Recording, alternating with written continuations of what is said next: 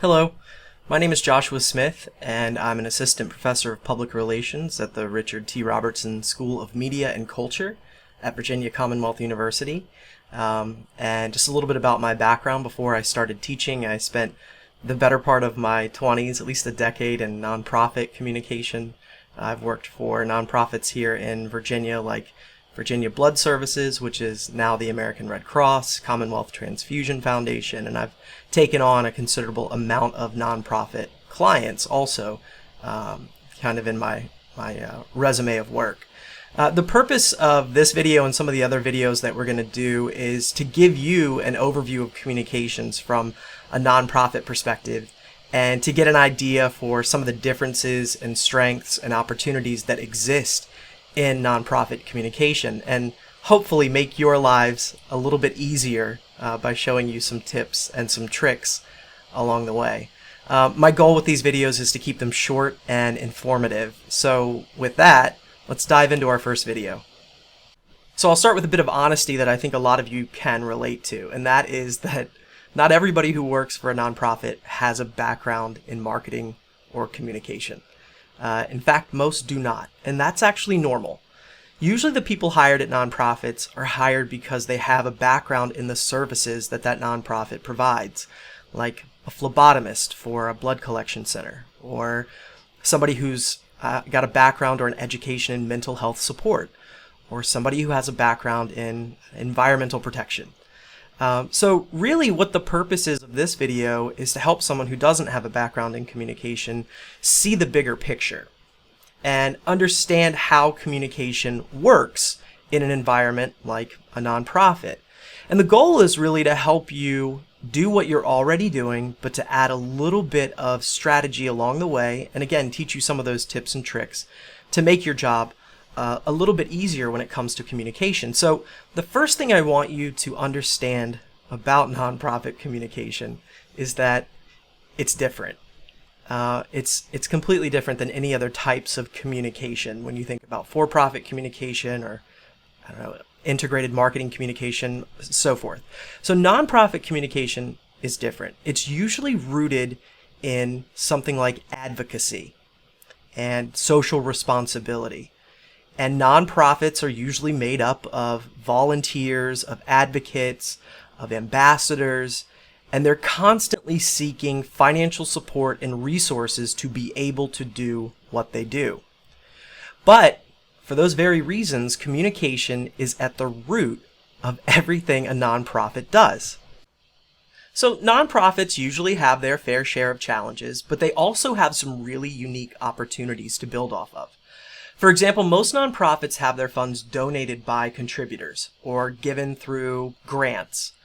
But those contributors, they're actually funding sources that come from people who see value in your mission and the support that you provide to individuals, and of course the services that you provide to the community as a whole. So with funding at the center of the next two challenges, yes, it's a normal challenge in a nonprofit world for staff to serve in multiple roles, for one person to have 2 or 3 job titles, to be a service provider while also managing the Facebook account and trying to figure out Twitter, or hosting a community event or a donation drive. And the reason for that, what's kind of at the center of that, is to support a scarcity of resources that's typically attributed to nonprofits. Now, that's not to say there are no resources, but there are usually not as many as you find in the for-profit sector, and there's certainly not a lot of excess or waste in nonprofits. So I want you to understand, as we start talking about communication, that you're providing a service and you're not selling a product, and that's a very different kind of communication. Let's look at these 2 examples. On the left, we've got Amazon, and on the right, the American Red Cross. Amazon, obviously a for-profit, a very successful one, might I add, and the American Red Cross, also very successful at what they do, might I add. And these are 2 of the most well-known brands in the world right now, but they communicate very differently. For example, Amazon, our for-profit. Amazon puts an emphasis on promoting their products and services, and one of the primary ways that they promote The products that they distribute around the world, well, advertising. They have $1 billion advertising budget. And the products that Amazon provides, really the service of shipping, but now they also have their own products under the Amazon label, they're tangible. You can hold it in your hand. Heck, you can even hold their service in your hand. It comes in an Amazon package that's been delivered. And what they try to do is build a strong, loyal customer base that ultimately generates revenue. Yes, they're in it for the money, and they're doing a great job at it. The American Red Cross, on the other hand, they're focused on raising awareness with their communication. They're trying to gain volunteers and raise donations to fund their mission, right? So it's almost cyclical. They talk about why they need money or they need volunteers or what they do so that they can do what they do. And that's a very different kind of communication. So almost all nonprofits follow this same model. Some of the most reputable nonprofits in the world are utilizing the same basic strategy. Talk about why you need resources, talk about why you need people, talk about what it is that you do.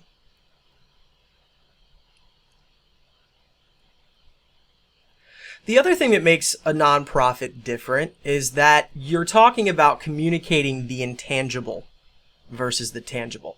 In your particular profession, the work that you provide, it's intangible. Clients can't touch it. They can't pick it up. They can't try it on. And that makes talking about it even more critical. The good news is people like to talk about nonprofits and people like to help. People actually want to help if you give them the chance. And if you give them the chance, they'll actually help. So NAMI, this is the mission statement, provides advocacy, education, support, and public awareness so that all individuals and families affected by mental illness can build better lives.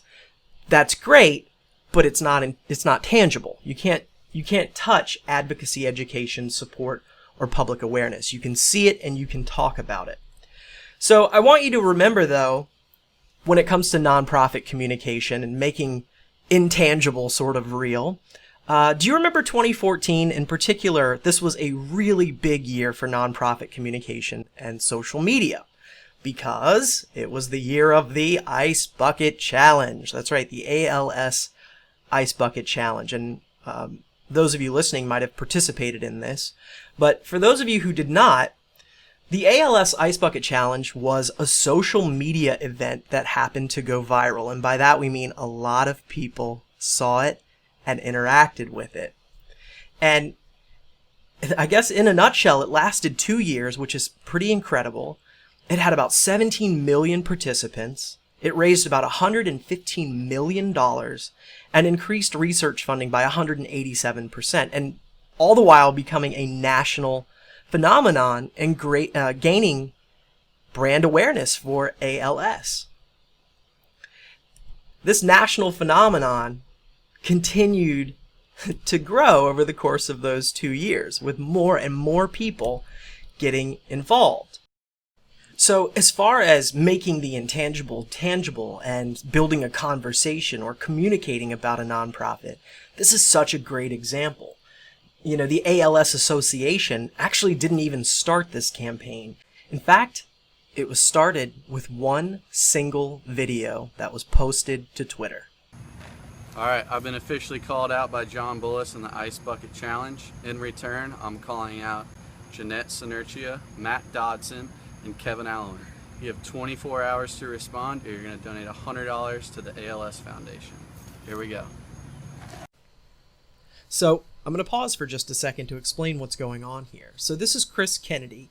He's a golfer in Sarasota, Florida, who was nominated by a friend to participate in the, quote, Ice Bucket Challenge, which at the time actually had nothing to do with ALS.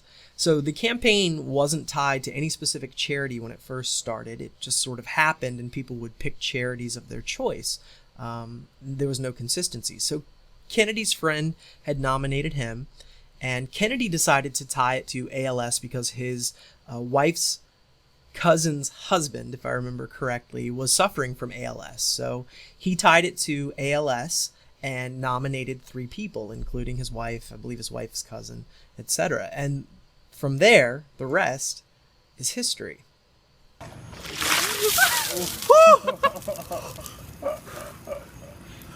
Good luck, guys.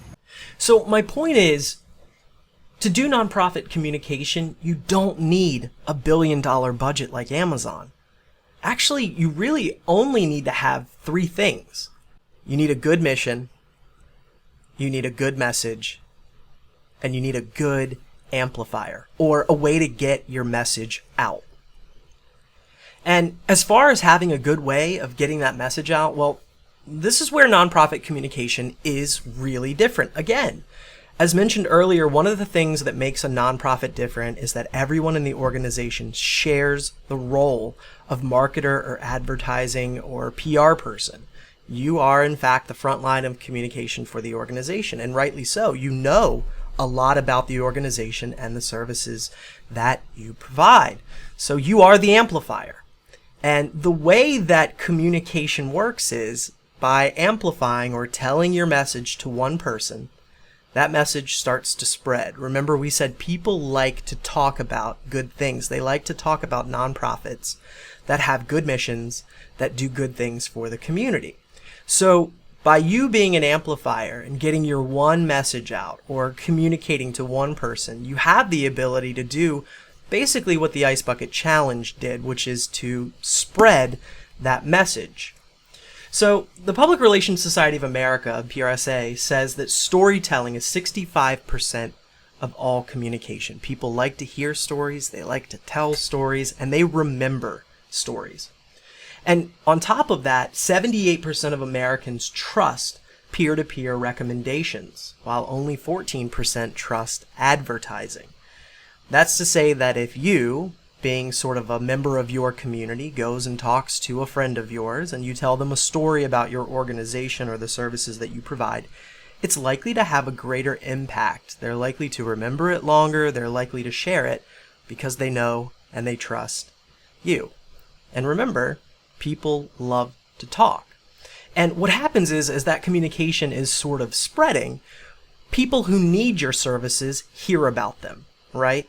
And that could be somebody who directly needs your service. It could be a journalist who wants to write a story about the organization. It could be a volunteer who wants to get involved somehow, or another organization that's in the community that wants to offer support. So by way of you just telling the story, you are doing one of the best things you can do in nonprofit communication. And you're actually, without realizing it, performing all of these really cool, important communication functions.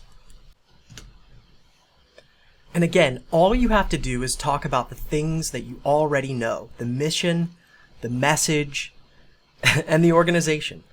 What you do and how it helps people, why it matters, and why someone should care.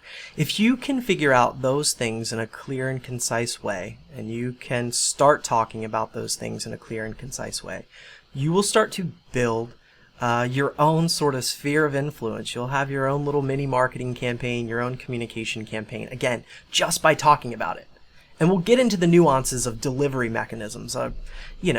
How does Facebook fit into all of this? How does Twitter fit in? How does writing an email fit into all of this? But again, at the beginning of this, we talked about what makes nonprofit communication different.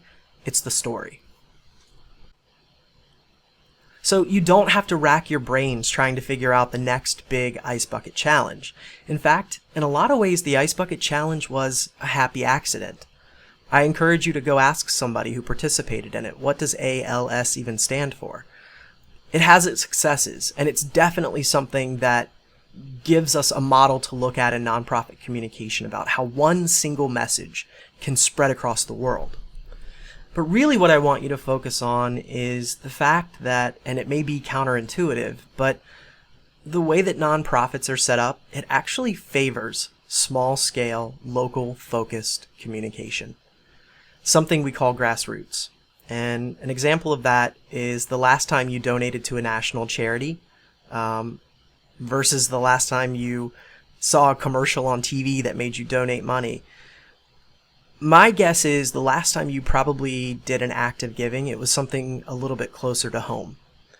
That's the power of small, hyper-focused communication. It works off the principle that people love to talk and they're typically talking to the people in their own communities the most. In fact, the idea of small local campaigns is the top trend for nonprofit communication in 2020, according to the Nonprofit Marketing Guide, came out this year. So I know it seems odd, but when you think about communication, think small, think local, think focused. So imagine in the course of watching this video, for example, if you sent one email to 10 people promoting a service or an event, and you simply asked them to share it with anyone that they think might be interested. Or let's say you, put a social media post together on Facebook, just one post that did the same thing. It talked a little bit about the organization, why it's important, and you asked people to share it for you. Chances are you'd start a conversation, and maybe it wouldn't be the first email that you sent out, or one Facebook post or Instagram post. But if you started getting into the habit of thinking about nonprofit communication as a means of telling a story, your likelihood of having that process start increases greatly. So, some of the most powerful tools in nonprofit communication, or in any communication for that matter, are actually probably in arm's reach of you right now. They just have to be used in a purposeful way. They're delivery mechanisms for telling a story. It's that simple. So I hope you enjoyed this first video and you understand now what makes nonprofit communication different, some of the challenges, but also some of the opportunities that exist. We're going to talk about, in the upcoming videos, some other tips and tricks, like reaching out, how to make communication tools amplify your message. Communication channels will be a video, which are common ways of reaching out. I'll talk about some strategies that will help you save time, also known as having a communication plan, and help you to build your list, building and engaging with those audiences that are so important to the work that you do. Going a little bit further into today's workshop, if you found value in what we were talking about and you're interested in this idea of telling stories and the value of storytelling in nonprofits, I encourage you to check out The Dragonfly Effect.